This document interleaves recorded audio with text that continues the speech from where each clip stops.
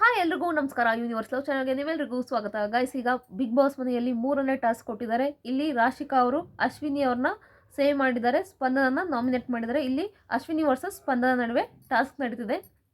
ಈಗ ಧ್ರುವಂತ್ ಹಾಗೆ ರಕ್ಷಿತ್ ಅವ್ರು ಸೇರಿ ಇವರಿಬ್ರಿಗೂ ಮೂರು ಜನನ ಈಗ ಕೊಡಬೇಕಾಗುತ್ತೆ ಅವ್ರ ಜೊತೆ ಆಟ ಆಡೋದಕ್ಕೆ. ಈಗ ಅಶ್ವಿನಿ ಅವ್ರ ಜೊತೆ ಆಟ ಆಡೋದಕ್ಕೆ ರಘು, ಚೈತ್ರ, ಅದೇ ರೀತಿ ಧನುಷ್ ಅವ್ರನ್ನ 3 ಜನ ಕೊಟ್ಟಿದ್ದಾರೆ. ಈಗ ಸ್ಪಂದನ ಜೊತೆ ಆಟ ಆಡೋದಕ್ಕೆ ರಜತ್, ಮಾಳು, ಅದೇ ರೀತಿ ಕಾವ್ಯನ, ಈಗ 3 ಜನ ಕೊಟ್ಟಿದ್ದಾರೆ. ತುಂಬ ಚೆನ್ನಾಗಿ ಟಾಸ್ಕ್ ಆಡ್ತಿದ್ದಾರೆ. ಯಾವ ಟಾಸ್ಕ್ ಅಂದರೆ, ನೀವು ಡ್ರಮ್ ಟಾಸ್ಕ್ ನೋಡಿರ್ಬೋದು, ಸೀಸನ್ 11 ನಡೀತಿದ್ದು ಡ್ರಮ್ ಟಾಸ್ಕ್. ಅವರು ತುಂಬ ಕಲರ್ ವಾಟರ್ ತುಂಬಿರ್ತಾರೆ. ಡ್ರಮ್ಮಲ್ಲಿ ತುಂಬ ಹೋಲ್ಸ್ಗಳಿರುತ್ತೆ. ಅದು ಕಡ್ಡಿ ಕೂಡ ಹಾಕಿರ್ತಾರೆ, ಒಂದು ಕಡ್ಡಿ ಅಂತ, ಓಕೆ, ಅದಕ್ಕೆ ಕಡ್ಡಿ ಕೂಡ ಹೊಡೆದಿರ್ತಾರೆ. ಅದನ್ನು ಕಿತ್ತು ಡ್ರಮ್ಮಿಂದ ಆಚೆ ಬರೋ ಥರ ಮಾಡಬೇಕು. ಎಲ್ಲ ಕಡೆ ಸುತ್ತಲೂ ಇಟ್ಟಿರ್ತಾರೆ, ಹೋಲ್ ಮಾಡಿಬಿಟ್ಟು ಕಡ್ಡಿ ತುರುಕಿರ್ತಾರೆ. ಆ ಕಡ್ಡಿ ಕಿತ್ತು ನೀವು ಫುಲ್ಲು ನೀರು ಅತಿ ಕಡಿಮೆ ಯಾರ್ದಾಗುತ್ತೋ ಅವರು ಈ ಟಾಸ್ಕ್ನ ವಿನ್ ಆಗ್ತಾರೆ ಅಂತಲೇ ಹೇಳ್ಬೋದು. ಈ ಟಾಸ್ಕಲ್ಲಿ ಈಗ ವಿನ್ ಆಗಿರೋದು ಆ್ಯಕ್ಚುಲಿ ಬಂದು ಅಶ್ವಿನಿ ಅವ್ರ ಟೀಮು. ಇಲ್ಲಿ ತುಂಬ ಅದ್ಭುತವಾಗಿ ಆಡೋದು ಚೈತ್ರ. ಎಷ್ಟು ಸ್ಟ್ರಾಟಜಿ ಮಾಡ್ತಾಳೆ ಅಂದರೆ, ಎಷ್ಟು ಬುದ್ಧಿವಂತೆ ಅಂದರೆ ಅವಳು, ಅಷ್ಟು ಬುದ್ಧಿವಂತೆ ಅಂತಲೇ ಹೇಳ್ಬೋದು.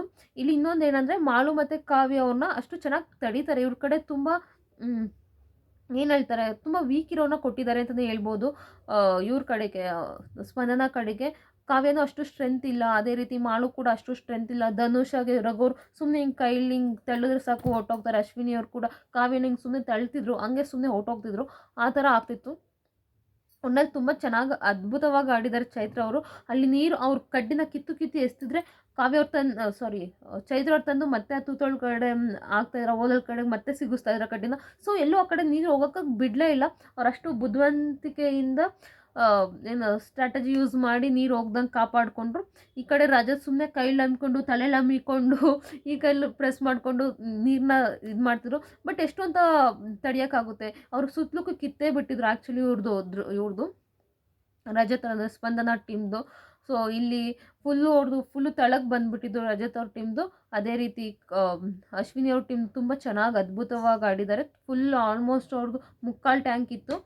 ಆದ್ದರಿಂದ ಈಗ ಅಶ್ವಿನಿ ಅವ್ರ ಟೀಮ್ ಗೆದ್ದಿದೆ. ಸ್ಪಂದನ ನಾಮಿನೇಟ್ ಆಗಿದ್ದಾಳೆ. ಅಶ್ವಿನಿ ಅವರು ಸೇವ್ ಆಗಿ ಕ್ಯಾಪ್ಟನ್ಸಿ ಟಾಸ್ಕ್ ಆಡ್ತಿದ್ದಾರೆ ಈ ವಾರದಲ್ಲಿ. ನಿಮಗೆ ಯಾರು ಗೆಲ್ಲಬೇಕಿತ್ತು, ಆ ಕಡೆ ನಿಜವಾಗ್ಲೂ ಸ್ಟ್ರಾಂಗ್ ಟೀಮ್ ಆಯಿತು ಅಂತ ನನಗೆ ಅನಿಸ್ತು ಗೈಸ್. ನಿಮ್ಗೇನು ಅನಿಸ್ತದೆ ದಯವಿಟ್ಟು ಕಮೆಂಟ್ ಬಾಕ್ಸಲ್ಲಿ ಕಮೆಂಟ್ ಮಾಡಿ. ಪೂರ್ತಿ ವಿಡಿಯೋ ನೋಡೋದಕ್ಕಾಗಿ ಧನ್ಯವಾದಗಳು. Thank you so much.